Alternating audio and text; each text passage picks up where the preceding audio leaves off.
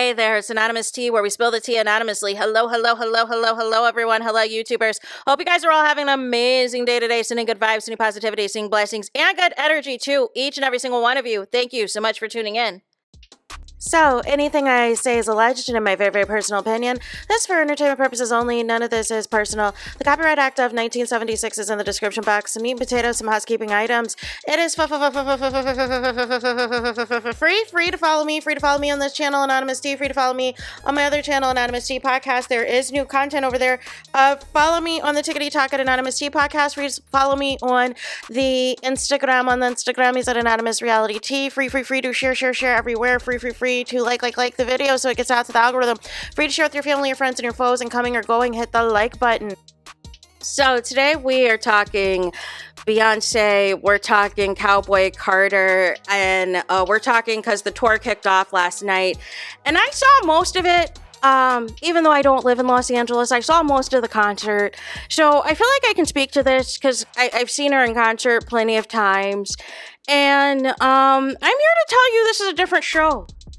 The headlines are going to tell you, because there's a lot of controversy with like the ticket prices, whether or not these shows are sold out and all the things. I personally have close relatives who paid thousands of dollars for a couple of these dates, and they're pissed off because the ticket prices now are like for a couple $100, and they can't even put it for resale on Ticketmaster because it has to meet the demand of what the actual prices are. And the demand now is not what it was when you first bought the tickets. So they're very pissed off. They're very PO'd. What the headlines are going to tell you, you guys, is they're going to tell you, okay, look at Blue Ivy. Look how much, she's improved. She's dancing. She's having a good time. Look, oh my gosh, Beyonce brought out Romy. Oh my gosh, this and that. But I'm going to keep it a buck with y'all.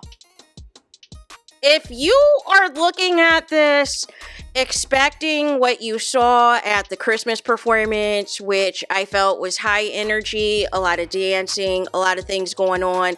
If you're expecting this to be like Beachella with a lot of dancing, a lot of things happening, a lot of things going on, if you're even expecting this to be like Renaissance, which is when I first kind of noticed the transition of Beyoncé, because that was around the time that she allegedly had that knee surgery.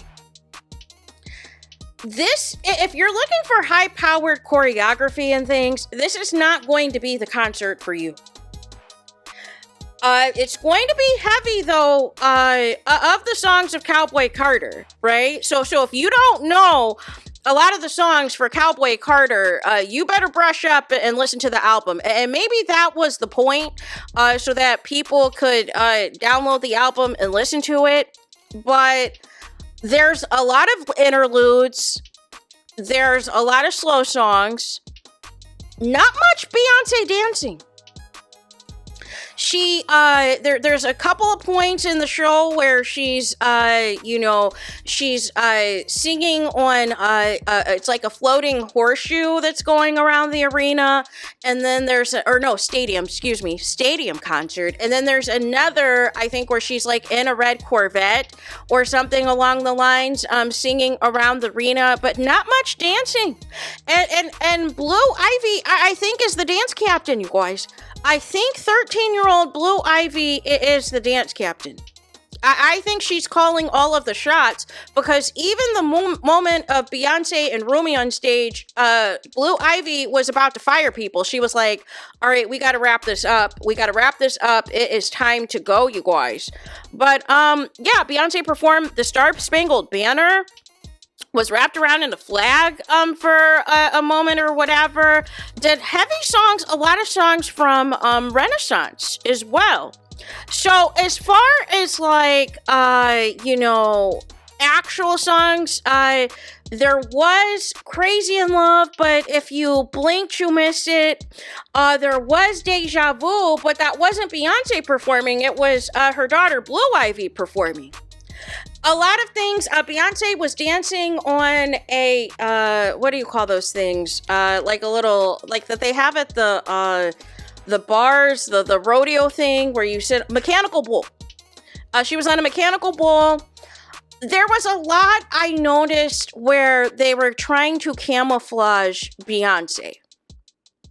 And Beyoncé was not doing a lot of dance movements like she normally does. There was a lot of interludes in between sets, in between costume changes.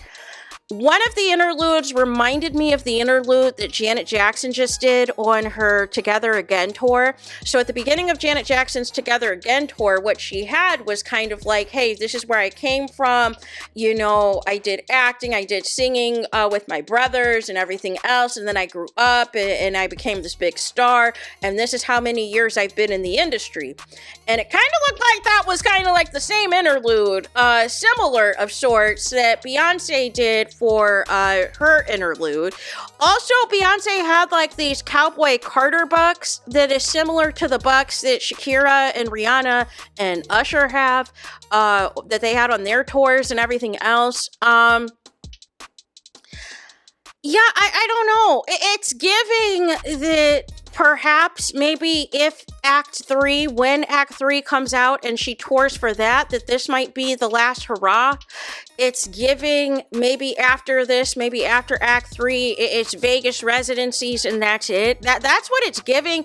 It felt very much like this is like a farewell tour of sorts, or a pre-farewell to the farewell tour of sorts, because as much as we're talking about Blue Ivy, that would make me inclined to believe you're trying to prepare for the next generation. You're trying to prepare for your legacy to move forward, and you want us not to talk about you, because you don't want us to talk about these songs. You don't want us to talk about the set list. You don't want us to talk about the fact that you weren't dancing much. You don't want us to talk about the 10-minute interludes in between everything.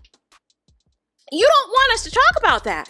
Because there have been all these rumors that, you know, Chloe from Chloe and Halle was supposed to replace Beyonce. All these people allegedly were supposed to be the next thing, because you know how this music industry is. They try to age you out. They try to force you out, right? And they try to be like, hey, so-and-so is going to be your replacement. We need to usher in the next person. But there seems to be issues, because it sounded like Chloe has unfollowed Columbia and other stuff. So there might be problems there. So it sounds like Beyonce's like, listen, looky here, I've got the next me right here from my own children, and that's going to be Blue Ivy, and that's going to be Rumi. Right now, we did not see Sir, but we have seen Rumi and we have seen Blue, and that's what all of y'all are going to talk about. All of y'all are going to talk about how cute the kids are. Look at Blue dancing. Look at how much Blue has improved dancing from the Renaissance tour, but y'all are not talking about this set list. Y'all are not talking about this set list. Y'all are not talking about Beyonce barely dancing. Y'all are not talking about, you know, how much in excess a lot of fans are posting concert footage. Like, I saw some accounts that are literally tracking the number of people who are going live on Instagram and going live on TikTok to really push this. And I saw another blogger post on their Instagram. They were like, listen, looky here. Do not flood my timeline with all this Beyonce stuff from the Cowboy Carter tour, or I'm blocking you. Like, I have never seen a reaction like that from, you know, somebody, you know, to be like, hey, stop flooding my stuff with all this stuff. So I'm saying all that to say, to prepare y'all. This is not shade. This is not hate. This is just an opinion that I have. Beyonce does not want to do this tour. And it's giving pre-farewell before the farewells of it all. There's rumors that her and Jay-Z are moving to the UK and everything else. I wouldn't be surprised. But I feel like the Cowboy Carter album was more of making a statement that she could do an album in a different genre and finally win Album of the Year versus what she had been doing previously, and she proved her point. And I feel like now that she finally won Album of the Year, I feel like now she feels like there's nothing else for her to prove. She'll probably venture out and to try to do acting and try to get that EGOT that she wants or whatever else. But that's what this is giving. Because we're not talking about Beyonce not performing. We're not talking about the actual set. We're talking about the kids. And that should tell you, you know, Beyoncé, who loves for you to talk about her, loves for you to talk about how she's doing the high-powered choreography, how she's doing all the moves, and when she did the Get Into the Money, Everybody Mad dance breakdown, how that went viral. None of this stuff is going viral. What's going viral is Blue Ivy and Rumi. So there's that. That's all I got. Please be kind in the comments. Please do not forget to like, comment, and subscribe. Hit the notification bell so you're notified the moment I post content on my channel. And with that being said, I'll talk to you guys again very soon.